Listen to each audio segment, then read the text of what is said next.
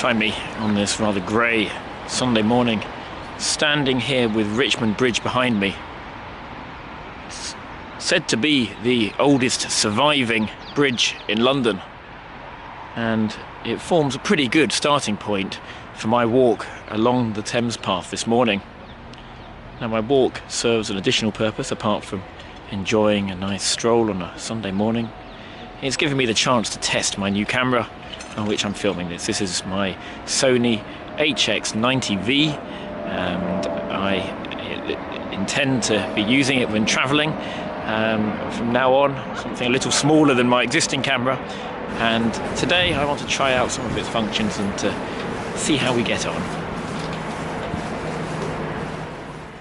So I'm starting off here in the centre of Richmond with a few shots just using the intelligent scene selection mode, automatic scene selection mode, where it theoretically picks the right settings to use by working out what kind of conditions I'm shooting pictures in.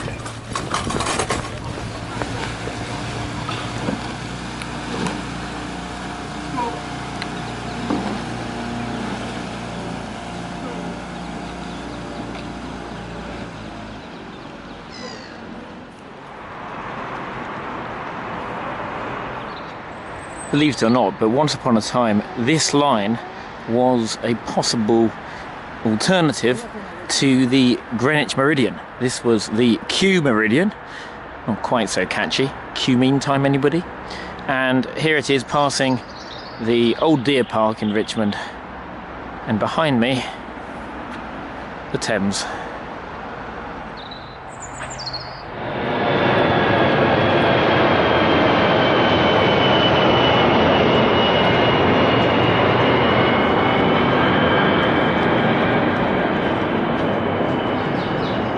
Richmond Lock. It's the last point on the River Thames which is truly tidal.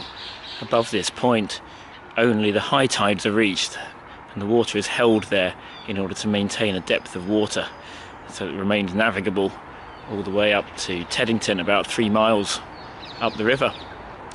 This is also the last point at which I'm going to use the intelligent scene detection mode. I'm going to move now to the superior automatic scene detection mode, and we're going to see what difference it makes. This one, I gather, makes a composite image from various different images and is meant to be better in low light conditions. Probably good for days like today.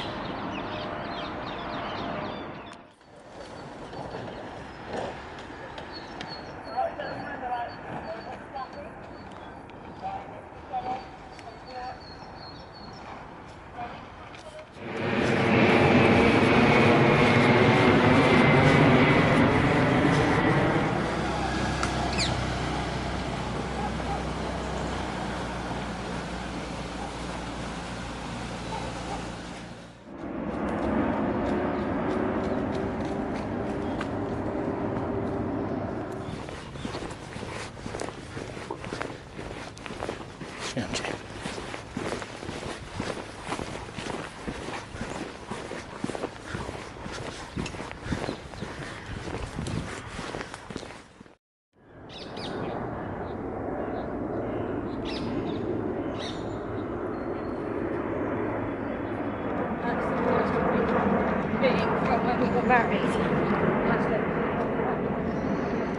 I've made it as far as Kew Gardens. The old deer park, which I've been following for the past mile or so, has now petered out, and we have the world famous botanical gardens across the Ha-Ha behind me. Still following the Thames as well. And I think this marks a good point to move from using the intelligent scene detection to just using the scene modes. Now, it's a bit tricky to choose them without being able to see the screen, so I have pre-selected it at home. Pre-selected, I should say, the landscape mode, which seemed like the most appropriate one to be using for the walk today, and we'll see how we get on with that. And I may try picking another scene if I can, and again we'll see what the results are. I need to get on with the list.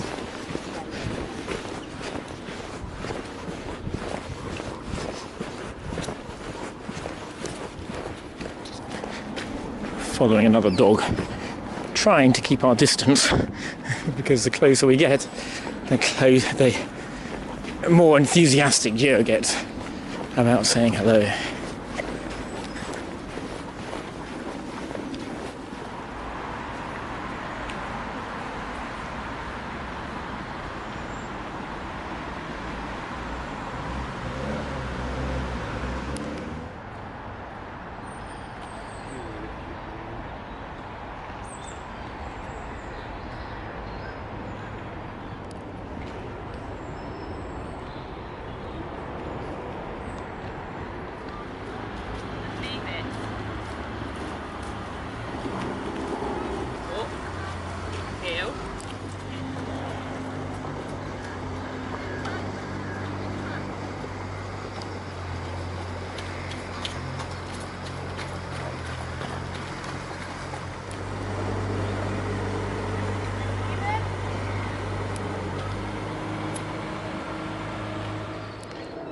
Behind me over there is Kewbridge and Strand on the Green.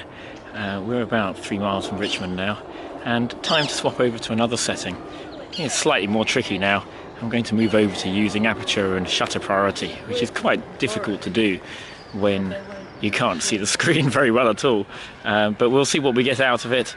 I have learnt one thing in this, and that is that the control dial changes from zooming in some settings to changing the scene in others, and when I've changed the scene, it's incredibly difficult to work out how to get back to one again, not being able to see the screen very well.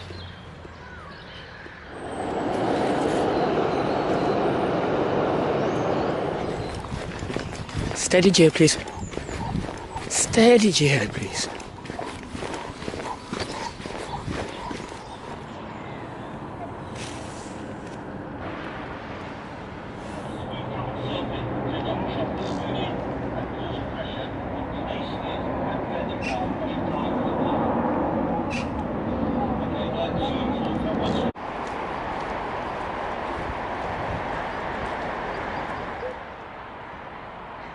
Chiswick Bridge and the finishing line of the university boat race, which will be taking place here in about 3 months' time. And what better place to end my walk along the Thames from Richmond, taking pictures as we've gone. It's been an interesting time. I've learnt a thing or two about this camera and about what's going to be slightly more tricky to do with it, not being able to see the screen, a theme that I keep coming back to. But I also learned that I really enjoy using a camera that I can just hold in one hand and don't have to lug around as I do with my much larger one. So definitely going to enjoy using it, just a bit more practice is needed, I think.